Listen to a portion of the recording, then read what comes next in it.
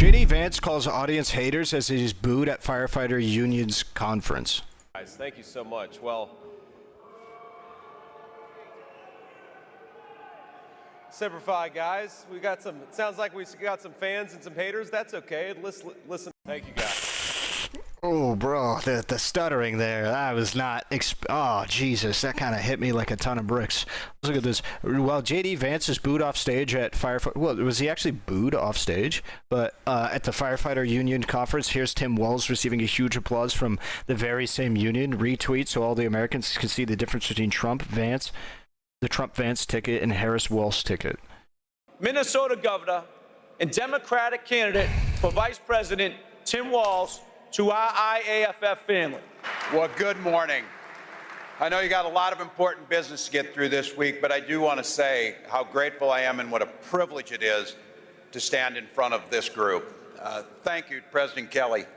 Thank you for every single day advocating for the 350,000 heroes that you know that you represent with passion. And to General Secretary Treasurer Lima, thank you. This is an incredible leadership team. I got to use a point of personal privilege and a shout out to your 5th District VP from Bethel, Minnesota resident, Tom Thornburg. Tom, it's great to always see you.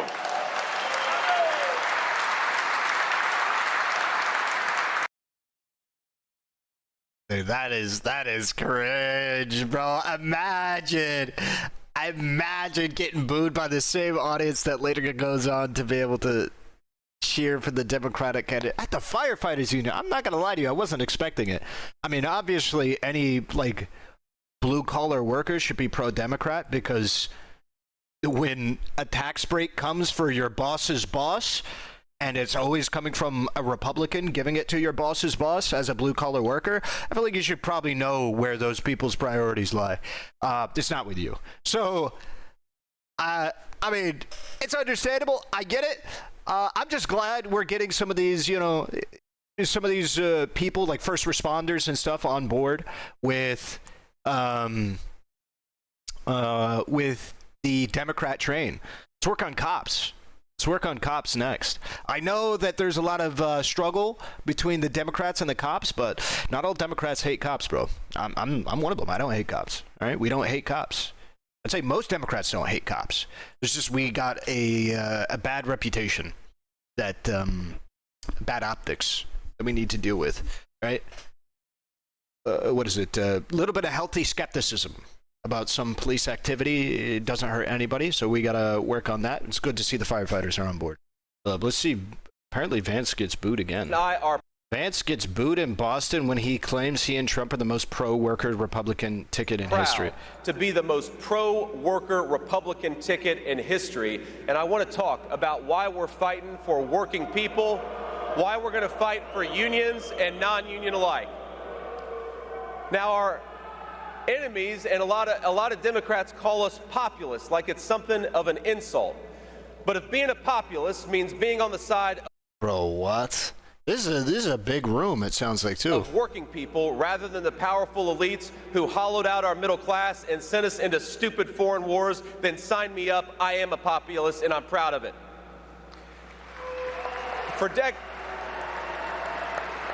He got some claps. Trump and not everybody in there doesn't like him.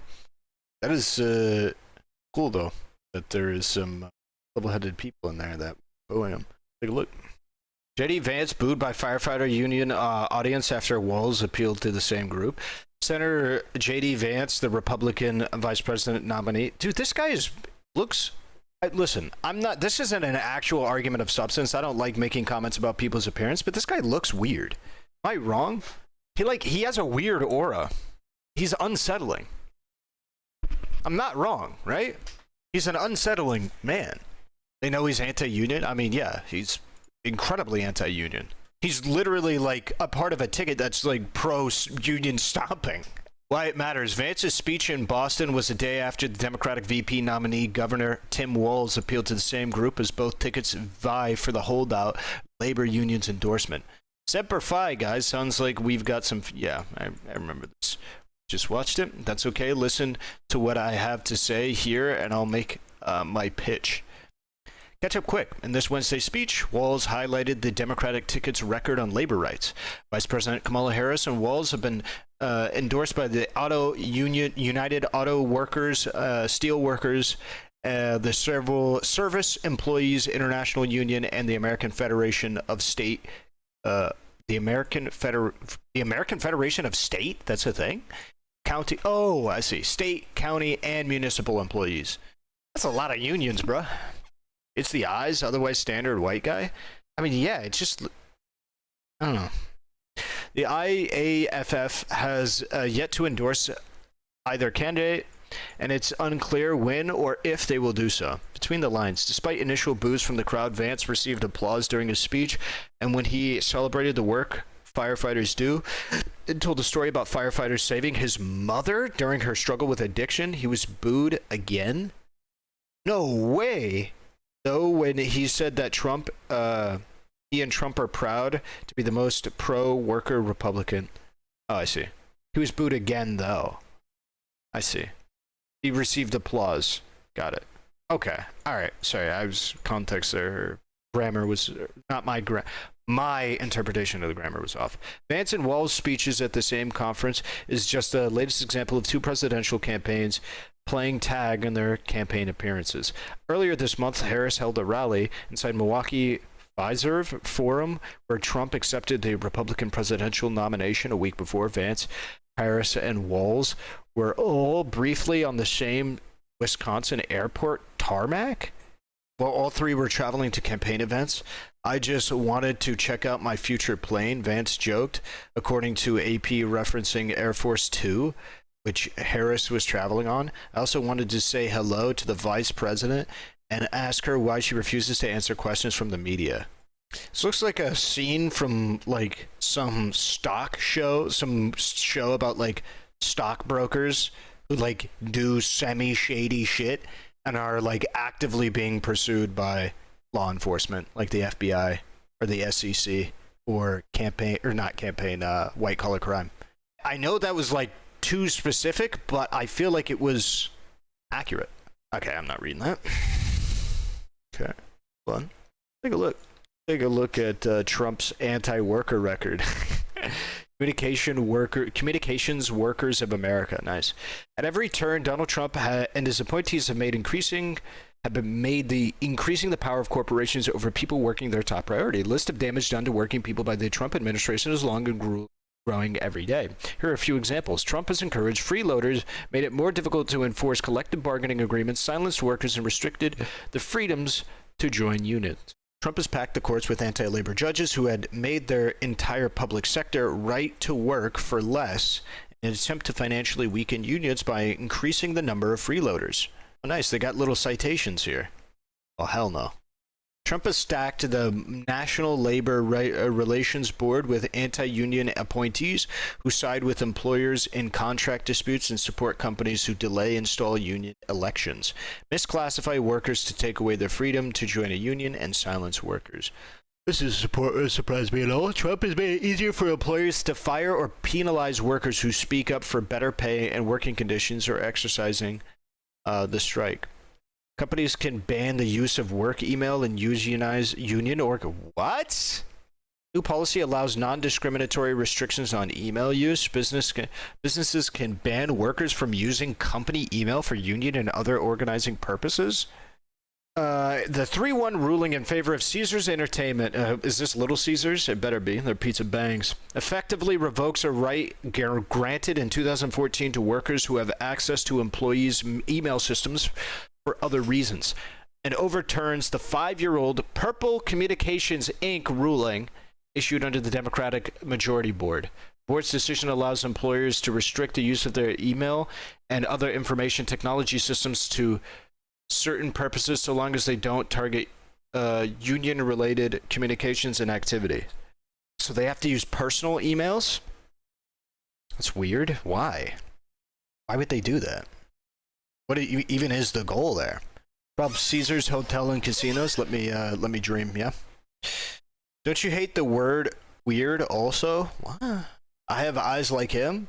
Wish, little cup. Wish. unions are an antagonist to the employer, disallowing the company resources seems logical. Sure, but I don't know why a legislator would be involved in that. Like, why that makes sense from a like, why would you even do that? Trump proposed to veto the PRO Act and the Public Service Freedom to Negotiate Act. Historic legislation that will reverse decades of legislation meant to cross private sector unions and shift power away from CEOs to workers.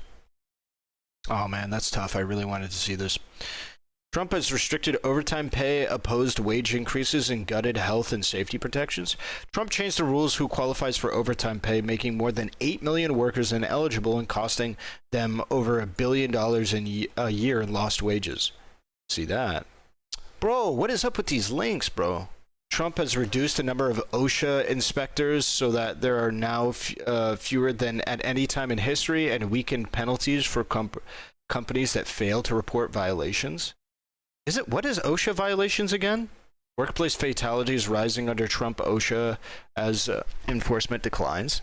Occupational safety and health. Wait, it's literally just the department that's entirely responsible for this safety inspections and health inspections for workplaces. What? Why? Why would you do this? Why would you do that? Is anybody in favor of this? Any like normal person who isn't like a billionaire? At least with like some of the other things, you could say like people delude themselves into thinking that if they give billionaires tax cuts, they're going to like somehow trickle down to the middle class. But what is this? What is this? They're just like fuck workers, I guess. What the fuck? Welcome. All right. Trump threatened to veto legislation that would raise the minimum wage to $15 per hour. I feel like every Republican refuses to do this. It's just kind of it's what it is. I don't like a minimum wage personally, but it makes sense to have your minimum wage adjusted for what you think the lowest amount that somebody should be paid in the poorest state. But generally speaking, I prefer a minimum wage that's flexible to the area. This is why I personally advocate for stronger union protection, because you should be able to like negotiate for your wage more effectively whenever you enter a job, like block by block, neighborhood by neighborhood. But you know, I mean, that's controversial. Trump's Secretary of Labor, Eugene Scalia, is an anti-worker, union-busting corporate lawyer who aggressively defended Cablevision's decision to fire 22 workers when they tried to win a contract with CWA. That is. Trump has helped ensure reduced coverage and made it easier for pharmaceutical companies to inflate drug prices. We all know about this. Trump supports an ongoing lawsuit that would eliminate protections that ensure that health insurers can't discriminate against people with pre-existing conditions. Like, I don't understand why. Like, I guess I kind of can. Like, the idea that you should be able to, like, go like, hey, this guy's a pre-existing condition. Let me tax him out the ass. But, like, also don't do that, because I don't like it when corporations go, oh, you have a pre-existing condition? Okay, well, we're going to make you pay out the ass because you can't do it. You can't live. Otherwise, you're fucked. Your like quality of life is either so bad or you might legitimately die. So you're going to pay our prices. Like, I don't like that. And we know they do that. We've seen the prices of insulin. Weird how a bunch of corporations didn't go entirely bankrupt when we started trying to limit the cost of insulin. That's interesting. I thought they were all supposed to go bankrupt overnight, charging $8 trillion for insulin. Weird how they didn't do that. Trump threatened to veto legislation to reduce prescription drug costs, even though last year the prices of over 30,000 drugs increased by an average of 10%. I mean, I would have to see why these drugs prices increased, but I don't understand why medicine is so controversial. Like, it's medicine, dog. Dude, I was recently sick real bad, dude. I'll tell you what, I was so thankful for some good old-fashioned ibuprofen and some antibiotics, bro. Okay? I was thankful. Damn near saved my life, I bet. I was fucked. So I don't know. Trump made protecting the profits of pharmaceutical companies a priority in NAFTA renegotiations. That's what it is. I would have to see the specifics of this. Let's see. Is it easy to read? Revised North American Free Trade Agreement signed by Donald Trump in 2018 would lock in the U.S. In high U.S. medicine prices while drug prices are already too high. NAFTA 2.0 guarantees pharmaceutical corporations special monopoly protections so they can block competition from generics and charge more in all three NAFTA nations. The deal would tie Congress's hands thwarting the changes needed to lower drug prices, and that is exactly why the pharmaceutical firms celebrate the deal. The IP standards in the USMCA are far exceed those in any other international trade agreement. Crowed Pharma? While Bio declared the USMCA sets important new standards for the U.S. trade policy. All right. I mean, it's just loser activity. Would cut funding for Medicare. Oh my God, I hate that. Trump has encouraged outsourcing and offshoring. Instead of supporting CWA's bipartisan legislation to help save call center jobs, Trump pushed for a corporate tax cut bill that gives companies a 50% tax break on their foreign profits, making it financially rewarding for them to move jobs overseas. What? I don't even know about this. Yeah, some of the other inflation we saw. Wait, what do you mean? As a candidate, President Trump promised that the Trump administration will stop the jobs from leaving America and put American workers first, but the Republican Tax Cuts and Jobs Act shows he abandoned that promise. Wait, isn't this, it's from a while ago. Good on that. But this is supposed to be his record.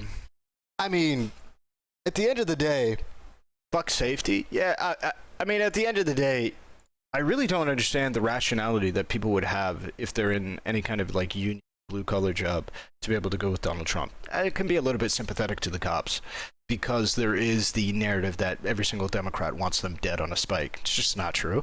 But I could be sympathetic to police officers who feel that way.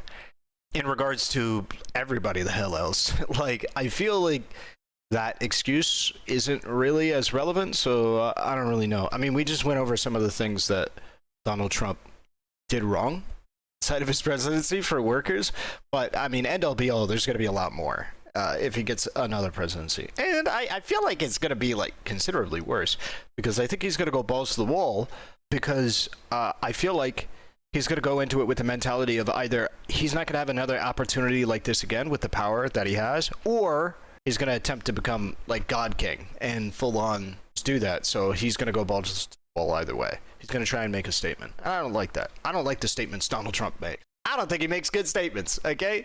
I mean, the guy talks funny. He's entertaining sometimes, but I don't like the things that come out of his mouth. It is what it is. There's only so much to be done. Okay? There's only so much to be done. Funny thing is how Trump ran on fighting Big Pharma. Oh, yeah, but I mean, that's how it works, right? You run on something like that, and then you just, pull the fast 180. But yeah, I think that there is no debate here in the context of whether or not Donald Trump is a pro-labor president. He's not.